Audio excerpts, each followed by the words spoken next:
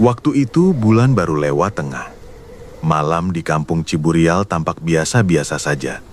Tapi siapapun yang tinggal di sana pasti sadar.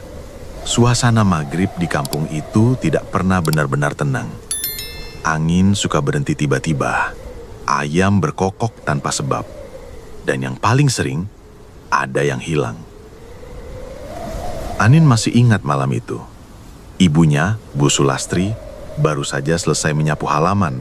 Waktu menunjukkan pukul 17.47. Anin yang baru pulang dari kampus buru-buru menyimpan tas dan memanggil ibunya dari dapur. Tidak ada jawaban. Pintu depan terbuka lebar. Lampu-lampu belum dinyalakan. Udara dingin dari luar terasa menusuk sampai ke tulang.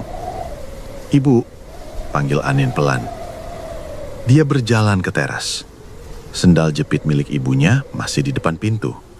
Ember masih berisi air setengah. Tidak ada jejak kaki menuju jalan. Ia merasa aneh.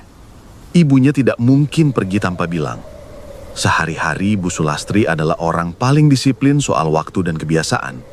Selalu mengingatkan orang rumah untuk tidak keluar saat azan maghrib. Tapi kali ini, beliau sendiri yang tidak ada. Tetangga mulai berdatangan. Beberapa menyarankan Anin untuk tenang. Beberapa malah menyuruhnya jangan teriak-teriak. Tapi yang membuat Anin makin bingung, tak satu pun dari mereka mau ikut mencari. "Udah, jangan ganggu maghrib," kata Pak RW sambil buru-buru kembali ke rumah. Lisa dan Asep datang malam itu. Mereka adalah sahabat Anin sejak SMP. Lisa membawa senter. Asep bawa jaket dan pisau dapur. Mereka tahu Anin butuh bantuan. "Lo yakin ibu lo nggak lagi ke warung atau musola?" tanya Lisa sambil memegang tangan Anin. "Dompetnya masih di meja, handphonenya juga, gak mungkin kemana-mana," jawab Anin gemetar. Mereka bertiga mulai menyisir sekitar rumah. Jalanan kampung sepi, hanya suara jangkrik dan sesekali lolongan anjing dari arah bukit. Di tikungan jalan dekat rumah Pak Ustadz mereka berhenti. Lisa menunjuk sebuah tiang listrik. "Lo lihat nggak? Itu CCTV warung Bu Imas," katanya. Asep mengangguk. "Kalau itu hidup, kita bisa lihat ibu lo keluar jam berapa." Malam itu mereka datang ke rumah Bu Imas. Perempuan tua itu awalnya enggan membuka pintu. Tapi saat tahu yang hilang adalah Bu Sulastri, ia hanya menghela nafas panjang. "Astagfirullah." Dia mengajak mereka masuk. Rekaman dari CCTV ditarik mundur. Jam 17.46 terlihat Bu Sulastri keluar dari pintu depan rumah. Diam sebentar di depan teras, lalu berjalan perlahan ke arah tikungan. Wajahnya tidak terlihat jelas. Gerakannya bukan seperti orang normal. Lebih seperti orang yang dipanggil. Seolah mengikuti sesuatu yang tidak kelihatan. Yang membuat ketiganya bergidik adalah bagian berikutnya. Setelah melewati tikungan, Bu Sulastri menghilang. Bukan pergi, bukan masuk rumah lain. Menghilang, seperti lenyap dari gambar. Dan setelah itu, layar menjadi buram. Muncul gangguan visual. Seperti kilatan-kilat yang tidak wajar. "Aku udah bilang, kalau azan maghrib jangan keluar rumah," bisik Bu Imas. Anin memejamkan mata, dadanya terasa sesak. Ia tahu ibunya tidak akan pergi tanpa sebab. Tapi rekaman itu membuktikan kalau ibunya tidak pergi sendirian. Lisa menggenggam tangan Anin. Kita cari sampai ketemu." Tapi mereka tidak tahu bahwa pencarian malam itu adalah awal dari serangkaian hal yang tak pernah mereka bayangkan. Sejak malam itu, rumah Anin berubah sunyi. Bukan sunyi biasa. Suasana di dalam rumah seperti ditahan sesuatu. Seperti ada yang memperhatikan dari balik tirai. Lampu dapur sering padam sendiri. Jendela tiba-tiba terbuka walau sudah dikunci. Dan suara dari loteng terdengar setiap kali azan maghrib selesai. Tapi Anin tidak sempat memikirkan itu semua. Ia hanya ingin menemukan ibunya. Pagi-pagi sekali, Anin, Lisa, dan Asep kembali ke lokasi terakhir di mana Bu Sulastri terekam CCTV. Mereka menyusuri jalan setapak yang membelah ladang kosong. Jalan itu biasa dilalui petani, tapi ada satu hal aneh. Di ujung tikungan, jejak kaki Bu Sulastri terhenti begitu saja. Tidak berlanjut ke tanah atau rerumputan. Hanya hilang, seolah orang yang berjalan di situ menghilang di udara. Tapi ini mustahil, Nin. Jejak kaki pasti ninggalin arah. Ini malah berhenti, gumam Asep sambil berjongkok memeriksa tanah. Lisa melangkah ke arah kebun bambu di samping ladang. Ia memegang batang bambu yang sudah mulai mengering. Gue nggak nyaman di sini, ucapnya pelan. Anin merasakan hal yang sama. Bulunya meremang. Udara terasa lebih dingin meski matahari sudah tinggi. Ayo kita pulang dulu, ajak Lisa.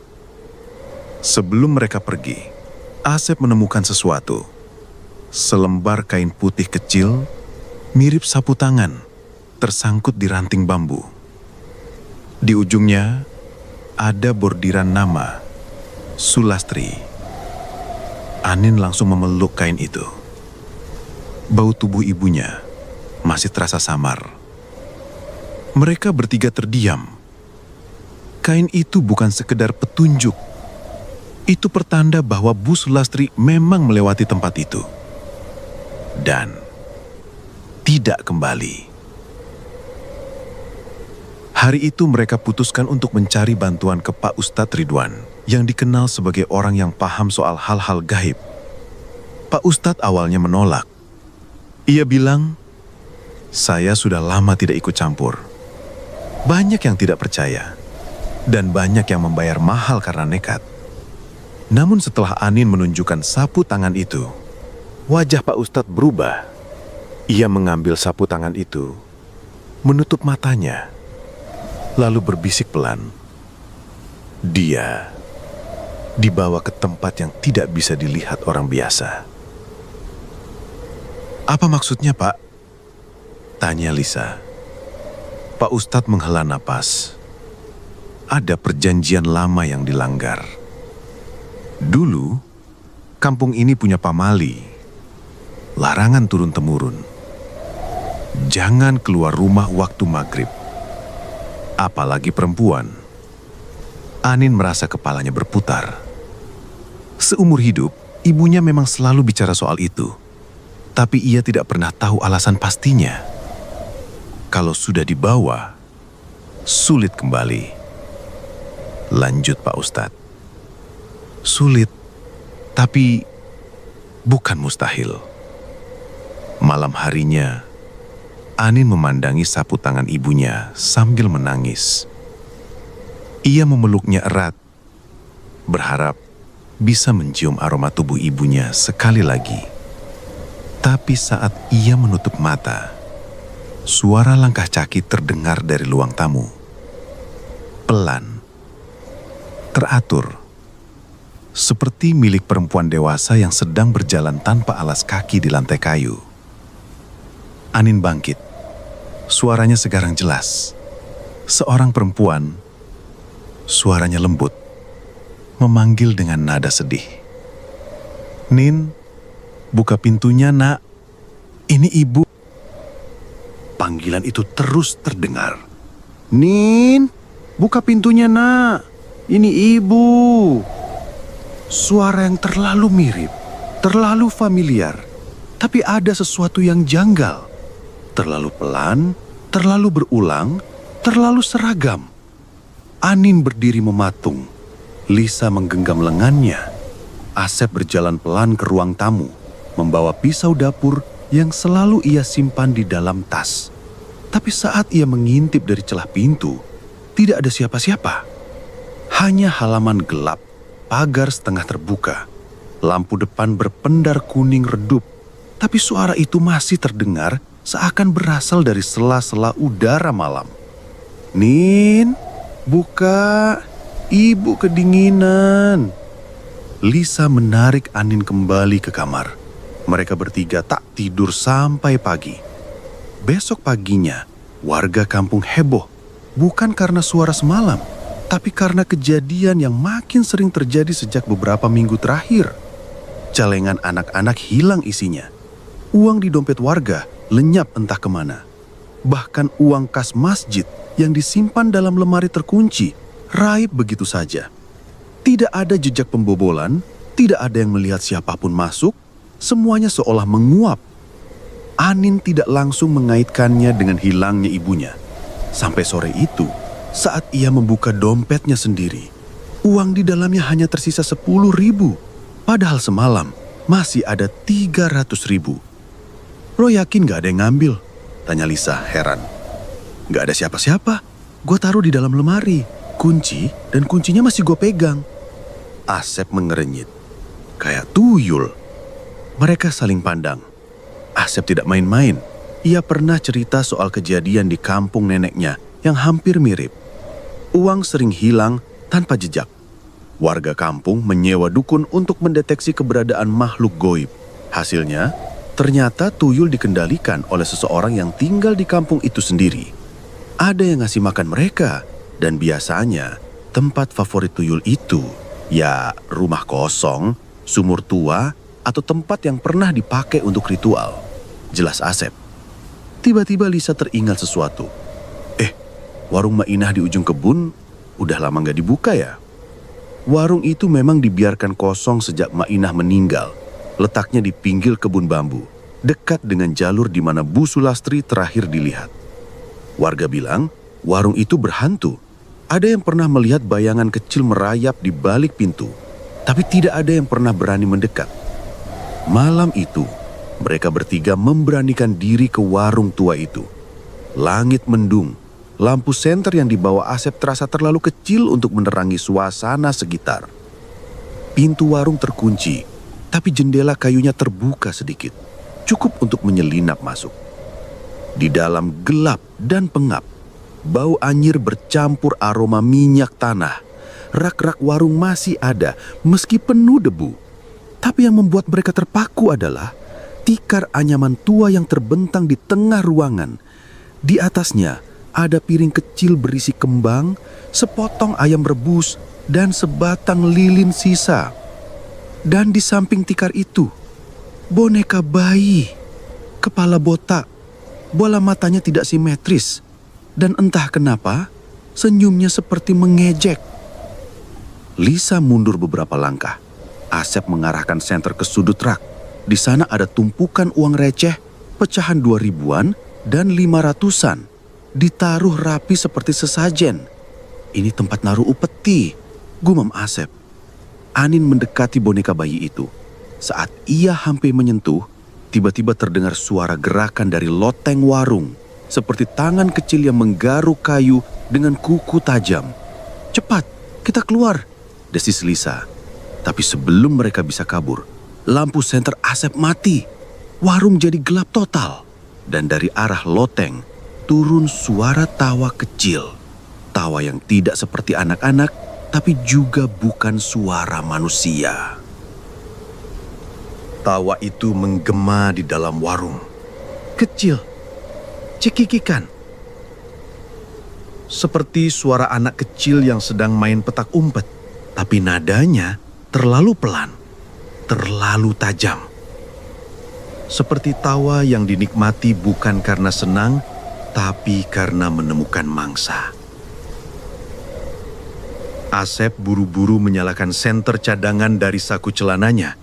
Begitu cahaya kembali menerangi ruangan, mereka bertiga langsung lari keluar lewat jendela. Nafas tersengal, tubuh gemetar. Anin sempat menengok ke belakang, dan untuk sepersekian detik, dia melihat bayangan putih kecil melintas di balik rak. Bukan boneka, tapi sosok kecil berkepala botak yang melesat tanpa suara. Malam itu mereka sepakat. Ini sudah di luar akal sehat. Hilangnya Ibu Anin, suara-suara aneh, pencurian uang, dan penampakan di warung kosong, semuanya bukan kebetulan. Gue rasa semuanya berawal dari hutan di belakang kampung. ucap Asep keesokan paginya. Lisa mengangguk pelan. Dulu pas kecil, kita dilarang main ke sana. Ingat nggak? Hutan itu dikenal dengan nama Leuweung Angker. Letaknya membentang di batas kampung dan wilayah pabrik tua yang sudah terbengkalai sejak tahun 90-an. Warga percaya di dalamnya ada tempat pemujaan lama yang tidak pernah dibongkar. Anin akhirnya bercerita. Seminggu sebelum ibunya hilang, beliau sempat bilang ada suara-suara yang memanggil dari arah hutan. Suara perempuan, kadang laki-laki, kadang suara anak kecil. Tapi semuanya memanggil nama yang sama. Sulastri, Sulastri. Siang itu, mereka bertiga masuk ke hutan. Asep membawa kompas dan peta lama buatan kakeknya. Jalur masuk dipenuhi semak berduri dan pohon tua. Udara di dalam hutan tidak seperti biasanya. Lembab, dingin, dan terlalu sunyi. Tidak ada suara burung, tidak ada suara serangga. Setelah hampir 1 jam berjalan, mereka tiba-tiba menyadari sesuatu yang janggal. Ini pohon yang sama kayak tadi, ujar Lisa sambil menunjuk pohon dengan bekas luka di batangnya. Mereka berputar-putar. Meski terus berjalan ke depan, kompas Asep selalu kembali menunjukkan arah yang sama. Seperti tidak ada kemajuan. Anin mulai gelisah. Nafasnya berat. Beberapa kali ia merasa mendengar suara langkah di belakang mereka. Tapi setiap menoleh, tak ada siapa-siapa. Saat mereka berhenti sejenak untuk minum, Asep memungut selembar kain yang tersangkut di semak. Warnanya biru pudar, mirip baju tidur yang biasa dipakai ibunya Anin. Ada noda lumpur dan bau amis yang menusuk. Anin menatap kain itu lama, lalu menatap jalur setapak yang baru muncul di sisi kanan.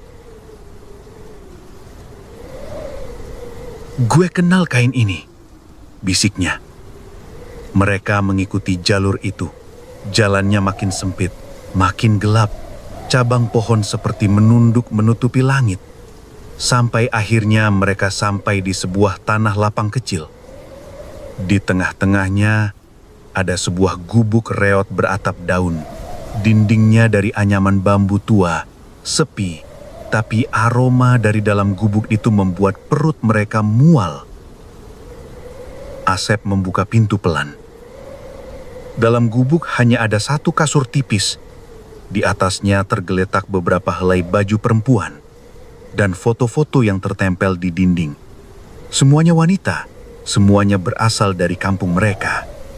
Wajah Lisa pucat. Ia menunjuk 1 foto yang lebih besar di tengah dinding. Itu foto Bu Sulastri. Mengenakan kebaya merah, tersenyum kecil. Tapi yang membuat tubuh Anin langsung lemas, matanya sudah dicoret hitam.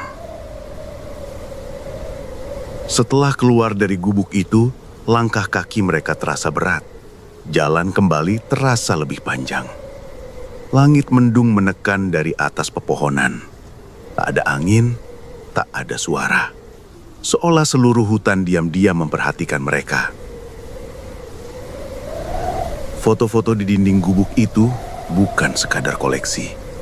Itu daftar. Daftar perempuan yang hilang. "Lo masih ingat cerita pabrik tua yang pernah kebakaran di balik hutan ini?" tanya Asep saat mereka berhasil kembali ke kampung.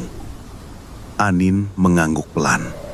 Pabrik tekstil yang katanya dulu jadi tempat kerja mayoritas warga. Tapi setelah terbakar, tempat itu ditinggalkan. Bahkan sekarang jalurnya ditutup oleh pagar kawat berduri. Orang-orang bilang tempat itu nggak boleh dijamah. Tapi tidak ada yang pernah cerita alasan pastinya. Gue nemu ini, peta sobek dari saku jaket gue. Di belakang pabrik ada 1 gudang khusus yang katanya dulu nggak boleh diakses siapapun kecuali karyawan level tertentu. Lisa mengernyit. "Lo dapat dari mana?" "Kakek gue bekas satpam di situ. Dia bilang sebelum kebakaran ada yang dititipkan di gudang itu. Mereka sepakat pergi malam hari. Siangnya Anin terlalu lelah dan belum bisa berhenti memikirkan foto ibunya yang matanya dicoret. Kenapa hanya matanya? Apa artinya? Pukul 9 malam, mereka bertiga sudah berada di depan pagar kawat yang mengelilingi pabrik. Asep memotong kawat pakai tang besar. Jalan masuk sudah ditutupi semak dan batang pohon rubuh. Bau besi karatan dan debu tua langsung menyergap begitu mereka masuk ke halaman pabrik. Bangunan utamanya besar, penuh lumut dan jendelanya pecah tak beraturan. Langkah mereka menggema di antara reruntuhan mesin tua. Tapi tujuan mereka bukan di situ. Gudang yang mereka cari ada di sisi belakang. Bangunannya lebih kecil, pintunya tertutup rapat dengan rantai. Tapi seperti sudah diprediksi Asep, kuncinya sudah karatan dan mudah dibuka. Begitu masuk ke dalam gudang itu, suasana berubah drastis. Udara lebih pengap, lantainya dari semen kasar, tapi penuh jejak kaki kecil. Entah manusia atau bukan. Bau anyir lebih kuat, dan di sudut ruangan ada rak kayu berisi benda-benda aneh. Boneka rusak, cermin pecah, botol kecil berisi rambut, dan sebuah meja altar yang lilinnya sudah meleleh. Lisa mendekat ke altar. Ia menunjuk coretan di dinding. Tulisan itu seperti mantra, tapi bukan bahasa Indonesia. Anin menyorot senter ke dinding lain. Di sana tertera nama-nama. Puluhan nama perempuan, tertulis dengan darah yang sudah mengering. Di bawah nama itu, ada pola aneh di lantai. Lingkaran besar dari arang gosong dengan simbol tak dikenal di tengahnya. Asep berjongkok. Ia menyentuh lantai itu dan tiba-tiba tubuhnya gemetar. Gue dengar suara di kepala gue. Suara anak kecil. Ketawa terus bilang, "Satu lagi, bawa satu lagi." Lisa menariknya berdiri.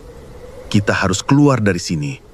Tapi sebelum mereka bisa bergerak, sesuatu bergeser dari balik tumpukan mesin tua. Senter Lisa mengarah cepat. Bayangan hitam, tinggi, rambutnya menjuntai menyentuh lantai. Matanya merah menyala, senyumnya lebar, dan terlalu banyak gigi. Bukan manusia, bukan juga tuyul. Sosok itu perlahan mendekat, merayap di dinding, dan tertawa dengan suara yang menggetarkan lantai. Tertawa itu membuat bulu kuduk berdiri. Tinggi, kering, matanya menyala. Rambutnya menggantung hingga menyentuh lantai. Dia tidak berdiri. Dia menggantung di langit-langit menggerayangi tembok dengan tangan dan kakinya. Setiap gerakannya seperti laba-laba, tapi dengan wajah perempuan yang senyumannya terlalu lebar. Mereka tak berani bersuara. Lisa menggenggam tangan Anin erat. Asep melangkah mundur pelan, tapi lantai gudang berderit. Dan sosok itu menoleh cepat. Dia menjerit, jeritan panjang, tajam, yang seperti masuk ke tulang. Mereka lari. Nafas tak sempat ditarik panjang. Langkah beradu dengan kegelapan. Di luar gudang, mereka tersandung pagar kawat. Asep tergores, tapi mereka terus lari sampai kembali ke jalan hutan. Baru setelah aman, mereka duduk terengah-engah. Apa itu? Tanya Lisa dengan suara putus-putus. Bukan tuyul. Bukan jin biasa, gumam Asep. Itu kayak kuntilanak, tapi bukan yang gue lihat pernah. Paginya Anin mendatangi rumah Mak Sari, perempuan tua yang dikenal sebagai penyendiri. Orang-orang kampung memanggilnya dukun, tapi dia lebih mirip penjaga rahasia lama. Anin pernah dibawa ibunya ke sana saat dulu kakinya tidak bisa digerakkan karena demam aneh. Mak Sari tinggal di pinggir sungai. Rumahnya kecil, tapi penuh bau dupa dan lonceng kecil dari dalam. Begitu Anin menyebut nama ibunya, wajah Mak Sari langsung berubah. Dia memintanya masuk, menyuruh Lisa dan Asep menunggu di luar. Sudah ada korban lagi ya? Katanya pelan lebih kepada dirinya sendiri. Anin mengangguk. Bu Sulastri, hilang waktu maghrib. Mak Sari hanya menunduk. Tangannya mengaduk ramuan di atas tungku kecil. Itu waktu paling tipis antara dunia kita dan dunia mereka. Waktu ketika yang hidup dan mati bisa bersentuhan. Anin ingin menangis tapi ditahannya. Apa hubungannya dengan pabrik tua? Mak Sari tidak langsung menjawab. Dia mengeluarkan sebungkus kain merah tua dari dalam lemari kecil. Di dalamnya ada foto lama. Hitam putih, seorang perempuan muda berdiri di depan pabrik. Matanya tajam, senyumannya tipis. Di belakangnya ada bayangan hitam samar, tinggi, tidak manusia. Namanya Lestari. Dia pernah bekerja di pabrik itu, di bagian pemintalan benang. Cerita Mak Sari. Dia hamil tapi tidak menikah. Dirundung, dihina, ditinggal orang tuanya. Anin mendengarkan dengan nafas tertahan. Suatu malam, dia hilang lalu pabrik terbakar. Mayatnya nggak pernah ditemukan. Tapi orang-orang mulai lihat sosok perempuan dengan rambut panjang merangkak di langit-langit gudang tua. Anin memegang dada. Itu dia yang kita lihat tadi malam. Mak Sari mengangguk. Dia dendam dan dia haus. Tapi bukan haus darah, haus jiwa. Dia suka perempuan, terutama yang keluar saat maghrib. Buat dia, itu undangan. Lisa dan Asep masuk ke rumah. Mereka sudah tak sabar. Ada cara buat ngelawan? Tanya Asep cepat. Mak Sari menatap mereka bergantian. Kalau kalian mau Bu Sulastri kembali, kalian harus datang ke rumahnya. Rumah siapa? Mak Sari berdiri. Dia membuka laci kecil, mengambil peta kecil dan sebuah kalung dari akar pohon yang dikepang. Rumah Lestari di ujung tanah mati. Tanah mati? Mak Sari tersenyum gitir. Tempat semua korban berakhir. Tempat di mana waktu berhenti. Kalau kalian masuk ke sana, jangan bawa harapan, bawa keberanian. Jalan menuju tanah mati bukan jalan biasa. Mak Sari menyebutnya jalan yang hanya muncul bagi yang dicari. Jalur yang tidak akan bisa ditemukan orang sembarangan, kecuali mereka yang membawa jejak. Jejak orang yang sudah terikat dengan dunia itu. Anin memakai kalung akar pemberian Mak Sari. Ia menyimpan potongan sapu tangan ibunya di dalamnya seperti yang diminta. Saat kalung itu dikenakan, udara di sekitar mereka jadi lebih dingin. Udara pagi itu, yang sebelumnya hangat, kini berubah seperti fajar di musim hujan. Tenang, tapi mencekam. Asep memegang peta kecil yang digambar tangan. Jalurnya tak sesuai dengan peta kampung biasa. Beberapa nama lokasi bahkan tidak ada di peta resmi. Seperti tempat ini, Tanah Mati. Dan ujungnya, Rumah Lestari. Setelah 2 jam menyusuri jalur semak dan ladang tak terurus, mereka akhirnya sampai di tempat itu. Tanahnya kosong. Pepohonan di sekelilingnya tumbuh miring, seolah menghindari bagian tengah. Di tengah-tengahnya, berdiri sebuah rumah tua. Bentuknya sederhana, beratap genteng coklat tua. Dindingnya papan kayu yang sudah mulai lapuk. Tapi anehnya, rumah itu seperti baru saja ditinggali. Tirai dalam jendela masih bersih. Ember di depan rumah masih penuh air. Di bawah teras, ada sandal wanita. Anin gemetar. Itu sandal ibu gue, katanya lirih. Mereka tidak langsung masuk. Asep memeriksa sekeliling. Tidak ada suara, tidak ada angin. Bahkan serangga pun tidak terdengar. Waktu di tempat itu seperti tidak berjalan. Lisa mengetuk pelan. 3 ketukan. Tak ada jawaban. Ia mendorong pintu kayu perlahan. Tidak terkunci. Begitu pintu terbuka, aroma asing langsung menyambut. Bukan bau bangkai, bukan juga bau kemenyan, tapi perpaduan bau bunga melati busuk dan sesuatu yang amis. Di dalam rumah tidak ada siapa-siapa, tapi suasananya terasa hidup. Perabotan masih tertata rapi. Ada bantal-bantal di ruang tamu, kursi tua dari rotan, di dinding tergantung cermin besar yang retak di bagian atas. Mereka masuk satu persatu. Di balik ruang tamu, ada lorong gelap. Di ujung lorong, mereka melihat pintu yang setengah terbuka. Di dalamnya seperti ada cahaya temaram dari lampu minyak. Anin melangkah pelan, tapi sebelum sampai ke lorong, mereka mendengar suara. Langkah kaki kecil, cepat, berlari memutar di atas plafon. Anin menahan nafas. Lisa menggenggam tangannya. Tiba-tiba, pintu lorong terbuka lebar dengan sendirinya. Cahaya dari dalam menunjukkan sebuah ruangan penuh mainan. Boneka, mobil-mobilan hingga bola karet kecil. Semuanya disusun rapi di rak. Tapi semua mainan itu sudah rusak. Boneka tanpa mata, mobil tanpa roda, bola penuh bercak merah. Dan di tengah ruangan, ada sesosok anak kecil duduk membelakangi mereka. Tubuhnya kecil, botak, telanjang, kulitnya pucat kehijauan. Ia sedang memeluk boneka rusak sambil mengelus kepalanya pelan. Lisa mundur. Asep mengangkat tangannya, tapi sosok kecil itu perlahan menoleh. Wajahnya bukan wajah anak-anak.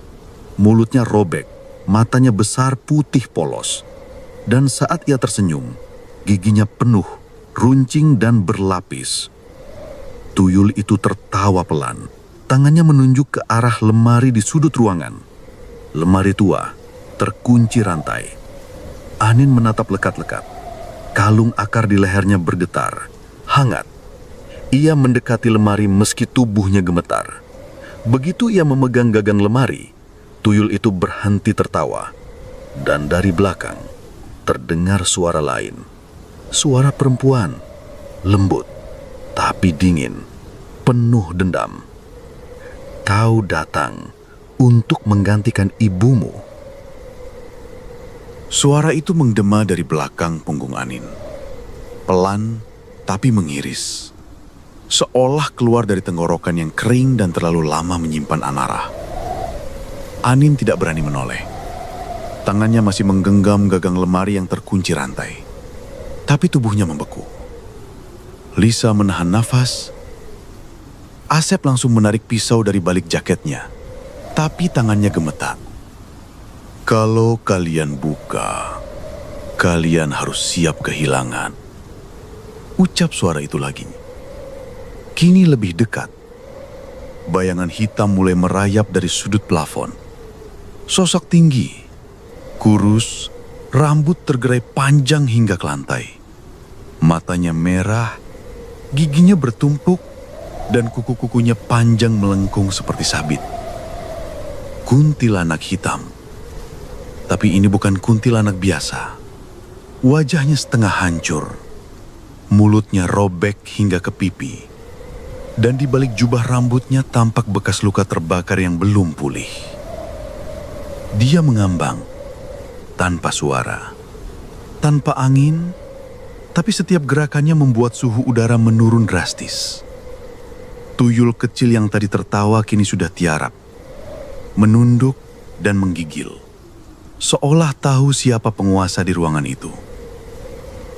Anin menarik nafas, menguatkan diri, lalu menatap balik sosok itu. Aku cuma mau ambil ibu aku. Kuntilanak itu tersenyum kecil. Terlambat. Dia sudah milikku. Asep maju, pisau di tangan. Kalau lo nggak kasih, kita bakar tempat ini sekarang juga. Tiba-tiba ruangan bergetar. Mainan-mainan tua jatuh sendiri dari rak. Boneka melayang. Lilin meleleh meski belum dinyalakan. Dan cermin di dinding ruang tamu pecah sendiri. Apa yang lu mau? Lisa berteriak. Kuntilanak itu menggeram. Satu tumbal lagi. Anin menggigit bibir. Ambil aku, tapi lepasin ibu aku. Anin, jangan. Lisa menahan lengannya. Kuntilanak itu tertawa panjang. Suaranya menyakitkan telinga. Kau terlalu murni, terlalu bersih. Tapi dia,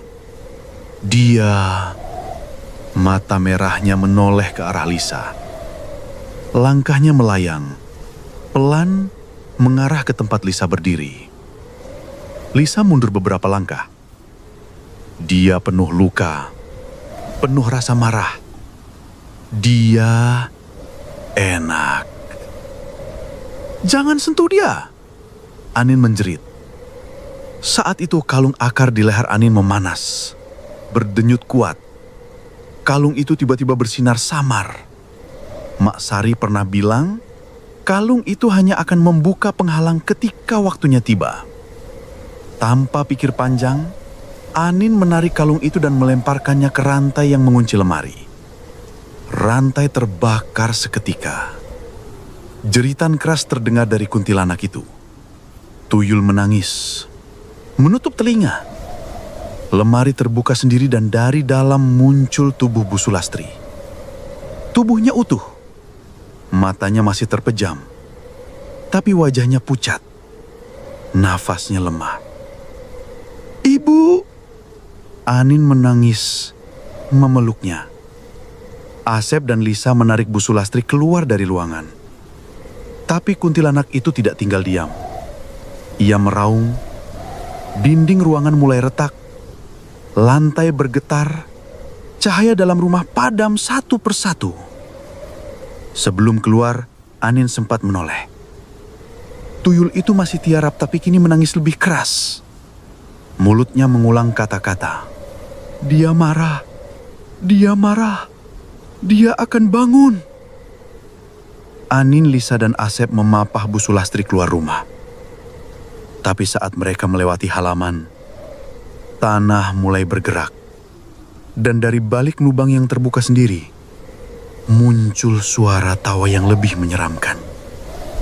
Lebih tua, lebih dingin, dan lebih haus. Tanah retak di bawah kaki mereka. Getaran makin kuat, seperti ada sesuatu yang menggeliat dari dalam perut bumi. Lisa hampir terjatuh sambil memapah Bu Sulastri. Asep menoleh ke belakang, ke arah rumah tua itu yang kini berubah seperti bangunan hidup. Dindingnya bernafas, atapnya mengerang. Dari celah-celah jendelanya, keluar tangan-tangan hitam kurus yang mencoba meraih apapun yang lewat. Kita harus pergi sekarang, teriak Asep. Anin menahan tangis, menguatkan kaki yang mulai goyah. Tapi ketika mereka hampir mencapai batas tanah mati, sosok tinggi lain muncul dari balik pohon tua yang tumbang. Tubuhnya besar, tapi kurus seperti jerami kering. Wajahnya tidak memiliki mata, hanya rongga gelap yang dalam. Dari mulutnya keluar suara nafas berat dan panas seperti besi yang sedang dipanaskan. Ia bukan kuntilanak. Ia bukan tuyul. Makhluk itu lebih tua. Makhluk itu adalah penjaga. Dia berdiri diam, menghadang jalur keluar. Napasnya membuat rumput kering terbakar. Lisa panik. Itu apa lagi, Sep? Asep menoleh ke belakang, ke arah rumah tua yang kini berubah seperti bangunan hidup. Dindingnya bernafas, atapnya mengerang. Dari celah-celah jendelanya, keluar tangan-tangan hitam kurus yang mencoba meraih apapun yang lewat. Kita harus pergi sekarang, teriak Asep. Anin menahan tangis, menguatkan kaki yang mulai goyah. Tapi ketika mereka hampir mencapai batas tanah mati, sosok tinggi lain muncul dari balik pohon tua yang tumbang. Tubuhnya besar, tapi kurus seperti jerami kering. Wajahnya tidak memiliki mata, hanya rongga gelap yang dalam. Dari mulutnya keluar suara nafas berat dan panas seperti besi yang sedang dipanaskan. Ia bukan kuntilanak. Ia bukan tuyul. Makhluk itu lebih tua. Makhluk itu adalah penjaga. Dia berdiri diam, menghadang jalur keluar. Napasnya membuat rumput kering terbakar. Lisa panik. Itu apa lagi? Asep menggeleng pelan. Gue nggak tahu, tapi dia bukan dari dunia kita. Anin menatap wajah ibunya. Matanya masih terpejam, tapi tubuhnya hangat. Masih ada nafas, masih hidup. Aku nggak mau kehilangan ibu, bisiknya. Dari balik kalung akar yang tadi melepaskan rantai, sisa pecahannya bergetar di tanah. Asep memungutnya. Tiba-tiba ia teringat. Mak Sari bilang kalung ini bisa buka dan tutup jalur, katanya. Ia menggenggam pecahan akar itu dan menusukkannya ke tanah. Sebuah cahaya merah samar melingkar dari titik ia menusuk, seperti pagar halus yang tak terlihat. Sosok penjaga itu meraung, langkahnya mundur. Tangan-tangan hitam dari rumah pun seketika layu. Pintu antara dunia mereka dengan dunia itu mulai menutup. Tapi sebelum semuanya benar-benar lenyap, mereka mendengar satu jeritan dari dalam rumah. Suara perempuan, bukan Bu Sulastri, tapi seseorang yang minta tolong. Lisa menoleh cepat, matanya membelalak. Ada orang lain di dalam. Mereka menoleh bersamaan. Dari jendela lantai 2 yang rusak, sesosok perempuan terlihat.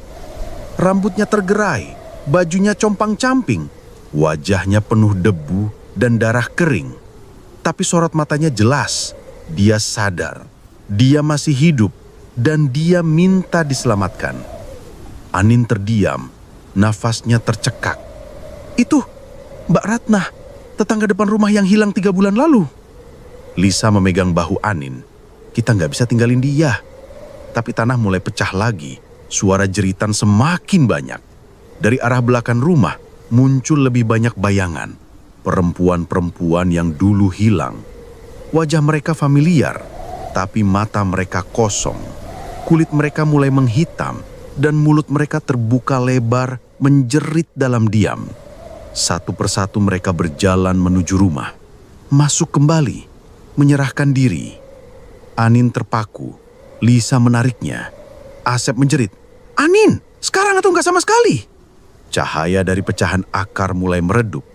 Jalur itu sebentar lagi akan tertutup selamanya. Dengan sisa tenaga, mereka memapah Bu Sulastri keluar dari batas tanah mati. Begitu kaki terakhir mereka melewati lingkaran akar, suara jeritan mendadak berhenti. Total hening. Rumah tua itu lenyap. Tanah yang tadi bergolak kini hanya jadi ladang kosong. Tak ada rumput, tak ada pohon, hanya tanah kering dan udara mati. Lisa menangis. "Kita ninggalin mereka." Anin berdiri, menatap ladang kosong yang baru saja menjadi pintu neraka. Tangannya masih memegang erat sapu tangan ibunya. "Belum selesai," katanya. Bu Sulastri siuman 2 hari kemudian. Matanya membuka perlahan. Pandangannya kosong, seperti menembus langit-langit rumah sakit. Tapi pelan-pelan, nafasnya membaik. Tubuhnya tidak lagi menggigil. Tangannya meraih tangan Anin, lemah, tapi sadar. "Anin." Suaranya parau. "Iya, Bu. Aku di sini." Anin menahan tangis. Lisa berdiri di pojok ruangan menatap keluar jendela. Asep duduk di lantai, menggenggam botol air mineral dengan tangan yang gemetar. Mereka masih belum bisa bicara banyak. Bukan karena lelah, tapi karena tidak tahu bagaimana menjelaskan semua yang telah terjadi. Dokter bilang Bu Sulastri tidak mengalami luka luar, hanya kelelahan dan dehidrasi. Tapi mereka tak bisa menjelaskan kenapa tubuhnya tidak kotor. Tak ada luka serangga, padahal katanya dia hilang lebih dari seminggu di hutan. Dan yang lebih aneh lagi, saat Lisa bertanya, apakah Bu Sulastri ingat apapun selama hilang, ibu itu hanya menjawab satu kalimat, aku berdiri di depan pintu, lalu pintunya menelan aku.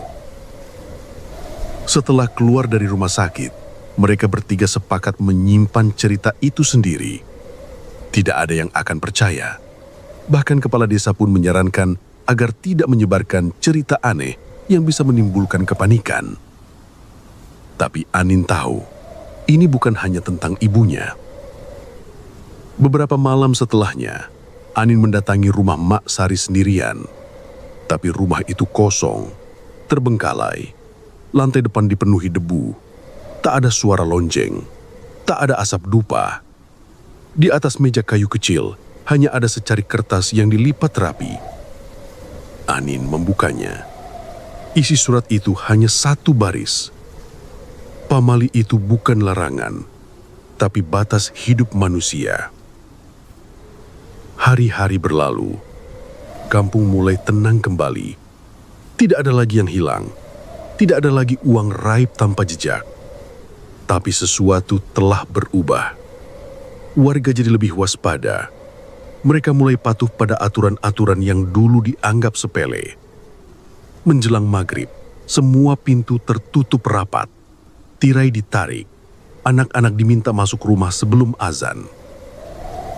Lisa memutuskan pindah ke kota tetangga. Ia tak tahan dengan suasana kampung yang menurutnya terlalu menunggu sesuatu, terlalu diam. Asep tinggal, tapi ia mulai jarang bicara. Matanya selalu awas, terutama kalau ada suara tawa anak-anak di luar jamu wajar.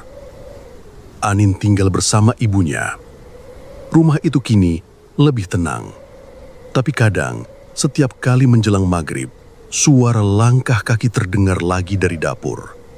Pelan, teratur, selalu 3 langkah, dan selalu berhenti tepat di depan pintu belakang.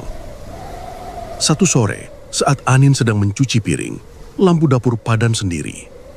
Tirai jendela berkibar, padahal tak ada angin. Dan dari arah pintu belakang, terdengar suara kecil, lirih, seperti anak kecil yang sedang berbicara sambil menangis. "Aku lapar. Boleh aku masuk sebentar aja?" Anin mematung, tangannya menggenggam erat pinggiran wastafel. Ia tidak menjawab, tidak berbalik. Ia tahu, pintu belakang rumahnya sudah dikunci rapat, dan matahari belum sepenuhnya tenggelam. Dan begitulah kisah Anin, ibunya, Lisa, dan Asep yang harus menghadapi sesuatu yang jauh lebih tua dari sekadar mitos. Semua berawal dari satu hal kecil yang dilanggar, keluar rumah saat azan maghrib. Apa yang terlihat sepele di mata kita bisa jadi adalah benteng terakhir yang menjaga keseimbangan antara dunia ini dan dunia yang lain. Karena ternyata, pamali itu bukan hanya ucapan orang tua. Itu peringatan. Itu pagar tak terlihat. Itu adalah cara alam menjaga agar manusia tidak tersesat terlalu jauh. Dan ketika batas itu dilanggar, yang datang tidak selalu bisa dibawa kembali. Jaga diri, jaga keluarga. Kalau orang tuamu pernah bilang, jangan keluar rumah maghrib-maghrib,